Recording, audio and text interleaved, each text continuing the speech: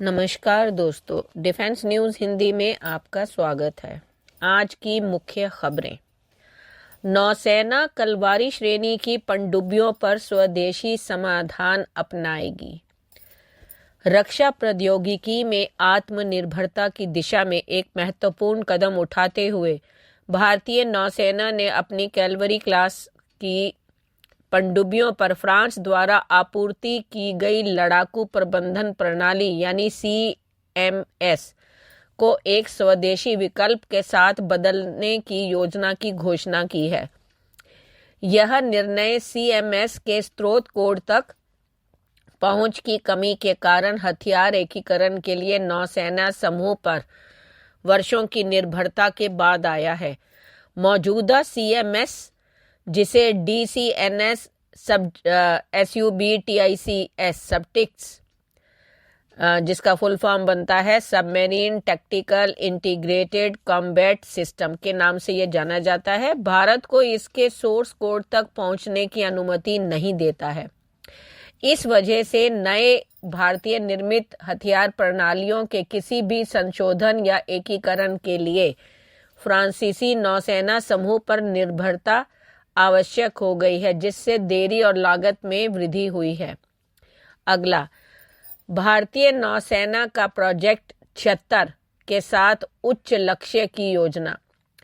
भारतीय नौसेना प्रोजेक्ट 76 के साथ अपनी पानी के भीतर की क्षमताओं को बढ़ाने पर ध्यान केंद्रित कर रही है, जिसके तहत यह 6 पारंपरिक डीजल इलेक्ट्रिक पनडुब्बियों का निर्माण करने की योजना बना रही है, जिनमें से प्रत्येक में एयर इंडिपेंडेंट प्रोपल्शन यानी AIP सिस्टम लगा होगा।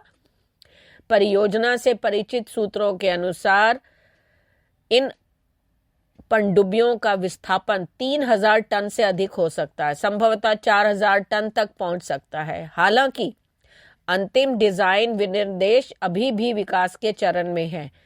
हालांकि सटीक आंकड़ों की पुष्टि अभी भी बाकी है, लेकिन इन पनडुब्बियों का विस्थापन लगभग 4000 टन है, जो पिछले वर्गों की तुलना में आकार और क्षमता में उल्लेखनीय वृद्धि दर्शाता है।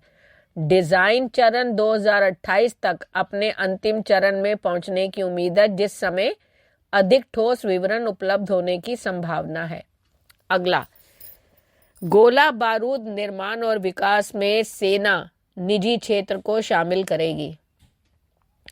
अपनी परिचालन क्षमताओं को बढ़ाने और रक्षा विनिर्माण में आत्मनिर्भरता को बढ़ावा देने के उद्देश्य से एक रणनीतिक मोड़ में भारतीय वायुसेना ने स्थापित और अगली पीढ़ी के गोला बारूद के विनिर्माण और विकास के लिए निजी क्षेत्र की कंपनियों के साथ जुड़ने की योजना की घोषणा की है।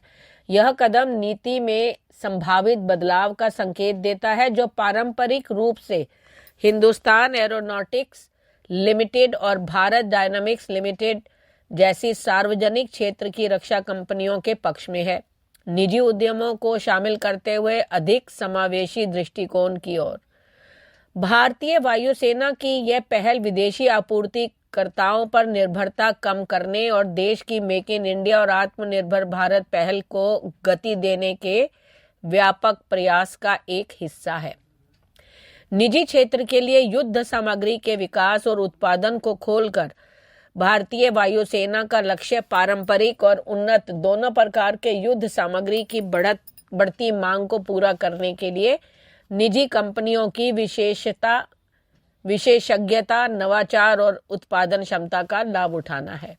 अगला, परमाणु ऊर्जा चालित विमान वाहक परियोजना। अपनी नौसैनिक क्षमताओं को बढ़ाने और अंतर्राष्ट्रीय सहयोग को बढ़ावा देने के लिए एक महत्वपूर्ण कदम उठाते हुए फ्रांस ने अपनी अगली पीढ़ी के परमाणु ऊर्जा से चलने वाले विमान वाहक पोत के सह विकास के लिए भारत के साथ साझेदारी करने में गहरी रुचि व्यक्त की है। इस परियोजना का लक्ष्य लगभग 75,000 टन विस्थापन वाला एक जहाज बनाना है, जिसकी डिलीवरी 2030 के अंत में होनी है। प्रस्तावित वाहक की लंबाई लगभग जो है वो 305 मीटर के करीबन होगी और इसकी अधिकतम चौड़ाई जो है वो 79 मीटर होगी। कुछ स्रोतों के अनुसार इसका विस्थापन 78,000 टन तक हो सकता है।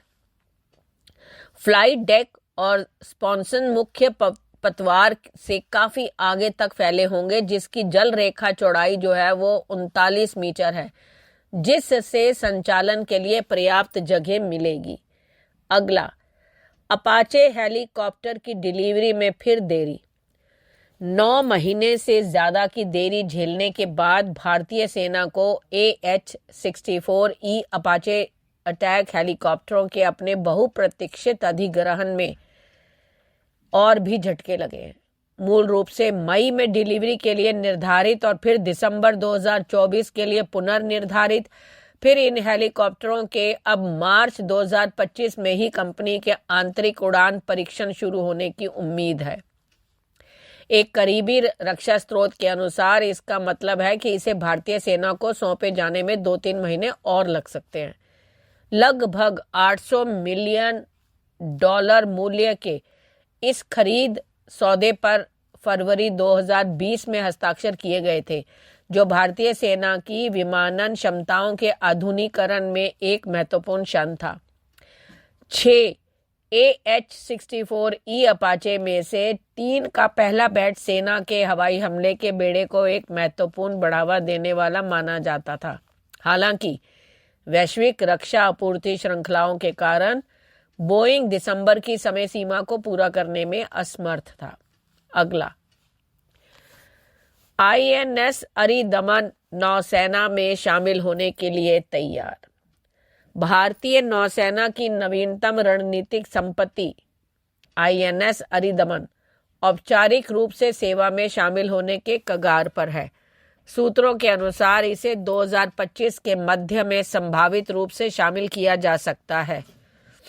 एक रिपोर्ट के अनुसार पनडुब्बी लगभग 3 वर्षों से कठोर परीक्षण से गुजर रही है, जो भारत की नौसैनिक क्षमताओं में से एक महत्वपूर्ण कदम आगे बढ़ने का संकेत देती है, विशेष रूप से पानी के नीचे की रोकथाम के क्षेत्र में।